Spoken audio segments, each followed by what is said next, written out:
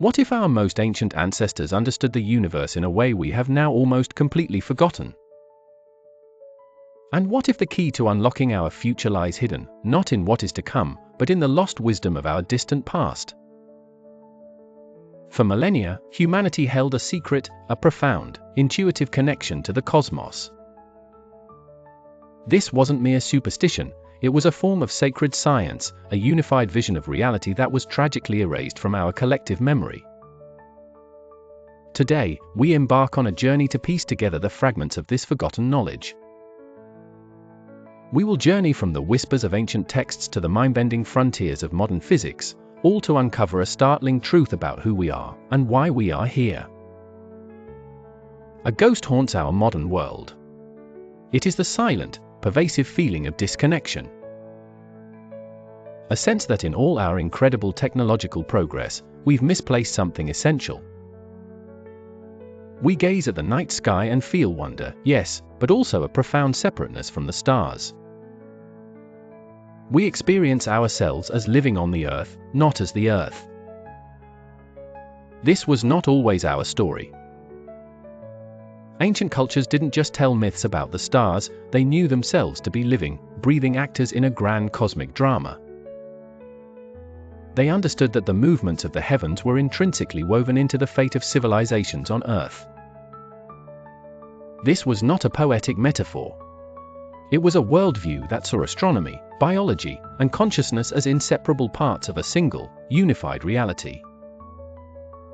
They knew that humanity and the cosmos were fundamentally, inextricably linked. Consider the concept of the Great Year, sometimes called the Platonic Year. This is the vast, almost 26,000-year cycle caused by the slow wobble of the Earth's axis. Like a spinning top tracing a final, slow circle as it loses momentum, our planet charts a colossal path across the heavens. This phenomenon, known as the precession of the equinoxes, was viewed by the ancients as a great celestial clock. They saw it as the very engine of history, driving the epic cycles of enlightenment and chaos that shaped human destiny. This knowledge was encoded in their myths, their architecture, and their sacred mathematics. But somewhere on our journey, this holistic vision was shattered. As if a great mirror of wisdom was broken into 1,000 pieces. The intuitive knowing of the heart was severed from the intellectual reasoning of the mind. Science and spirituality, once two wings of the same bird, were forced into opposition. We began to see the universe not as a living intelligence to participate with, but as a dead object to be measured and controlled.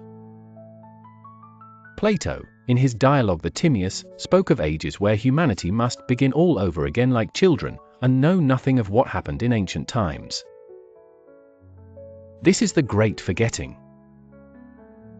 But the knowledge was never truly destroyed. It was only buried, waiting for us to find it again. And the clues are all around us, in the whispers of ancient texts and the silent language of stone. The first clues on our journey of rediscovery lie buried in the sands of ancient Egypt and echoed in the philosophical schools of Greece. Here, we meet Hermes Trismegistus, a legendary figure said to be a fusion of the Greek god Hermes and the Egyptian god Thoth.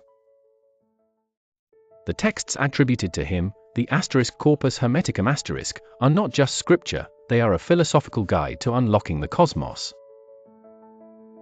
They speak of a universe that is a single, harmonious creation, a living, divine being. Central to this tradition is the famous axiom, as above, so below.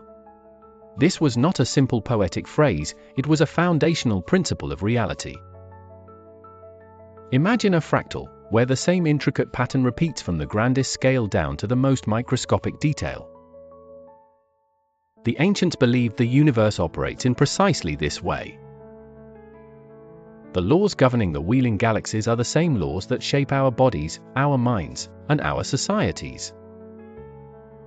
What happens in the macrocosm is deeply and inextricably connected to life in the microcosm. And this was not an abstract philosophy, it was applied knowledge. We see its application in the stunning precision of megalithic structures across the globe, monuments aligned to track these very cosmic cycles. We see it in the sacred geometry encoded into the architecture of temples and cathedrals, a mathematical language designed to mirror the patterns of nature and the stars. These were not merely places of worship, they were instruments. Like a tuning fork designed to vibrate in sympathy with a specific cosmic note, these structures were engineered to resonate with the fundamental frequencies of the universe. This was the Hermetic vision, humanity as an essential, conscious part of a divine, interconnected reality. For centuries, this wisdom lay dormant in the West, preserved only in scattered texts and secret traditions. But then, a light ignited in the 15th century, the Renaissance. This rebirth was so much more than a revival of classical art and literature, it was a profound rediscovery of this lost cosmic perspective. In the year 1463, a collection of these forgotten Hermetic texts was brought to Florence. Cosimo de' Medici, one of the most powerful patrons of the age, gave his leading scholar, Marsilio Ficino, a stunning order: halt your translation of Plato, and translate the *Corpus Hermeticum* first. Why? Because they believed it contained the *Prisca Theologia*, an original, pure theology that predated the ancient Greeks, offering a direct line to divine wisdom. The publication of these texts sent a shockwave across Europe. Thinkers like Ficino, Pico della Mirandola, and Giordano Bruno began weaving these Hermetic ideas back into philosophy and spirituality, creating a powerful new synthesis that fueled the creative fire of the era. The core Renaissance ideal of human dignity, the idea that we possess a divine spark and the capacity for spiritual ascent, was shaped directly by these recovered concepts. Artists, who were often also alchemists and mystics, encoded this wisdom into their work, creating masterpieces that were not just beautiful objects, but maps of the cosmos and the human soul. While it would be an overstatement to claim these texts single-handedly caused the scientific revolution, they absolutely helped lay its philosophical foundation. The Renaissance reunited the search for spiritual meaning with the exploration of the natural world. It was a powerful reminder that when we look to the past, not with arrogance but with genuine curiosity, we can find the very blueprints for our future. And believe it or not, this rediscovery is happening all over again. Only this time, it's modern science that is making the discoveries. At the quantum and cosmic scales, our universe is beginning to look far more like the one described by ancient mystics than the mechanical clockwork of recent centuries. If you find this synthesis of ancient wisdom and modern discovery as fascinating as I do, consider subscribing and enabling notifications so you don't miss what comes next. For the last century, science has been on an astonishing journey, pushing the boundaries of what we thought was possible. And in doing so, it has accidentally become the world's greatest archaeologist of this lost wisdom. Without intending to, our most advanced scientific theories are unearthing the very same principles the ancients held sacred. Take the Big Bang. The modern cosmological story that our entire universe erupted from an infinitesimally small, hot, dense point sounds like the pinnacle of 21st century science. And yet, we find echoes of this in Egyptian and Hermetic creation myths that speak of the cosmos emerging from a singular source, a cosmic egg or a primordial spark that brought order from an undifferentiated chaos. The language is mystical, but the core concept of a singular, explosive origin is strikingly similar. Now, let's journey from the infinitely large to the infinitely small, into the strange and paradoxical world of quantum physics. A core tenet of Hermeticism is mentalism, the idea that the all is mind, that consciousness is somehow fundamental to the universe. For centuries, this sounded like pure mysticism. But then came the observer effect.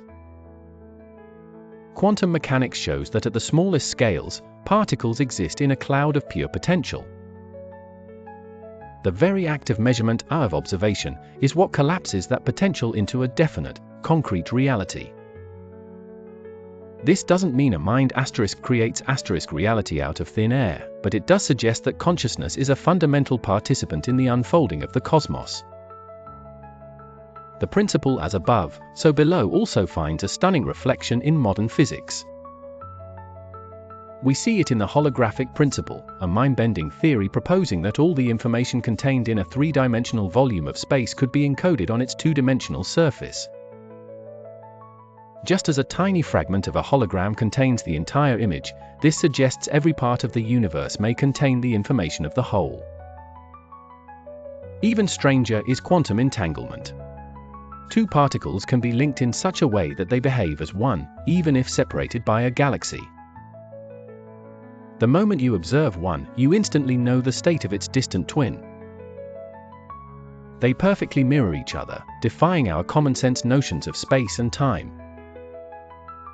It is as if science is now proving through experiment what the ancients knew through intuition. At a fundamental level, everything is connected. So, where does this leave us? What happens when we weave together these ancient philosophies with these modern scientific revelations? We arrive at a breathtaking new story about our place and purpose in the cosmos. For the last few centuries, we have been told a story of our own cosmic insignificance. We are, the story goes, a random biological accident on a tiny speck of dust, adrift in a cold, meaningless void. But this recovered perspective tells a profoundly different story. If the universe is a single, interconnected system, as both mystics and physicists now suggest, then it is less like a dead machine and more like a great living organism. Plato, in the Timaeus asterisk, described the cosmos in exactly this way, as a single, visible living creature, endowed with a soul and intelligence. If consciousness is not some random byproduct of complexity but is somehow fundamental to reality, then the emergence of life and mindful awareness is not a fluke. It is the universe waking up to itself. Think about this for a moment. We are forged from the ashes of exploded stars. The iron in our blood, the calcium in our bones, the very atoms that form our bodies were all created in the heart of a stellar furnace, billions of years ago. We are, quite literally, stardust.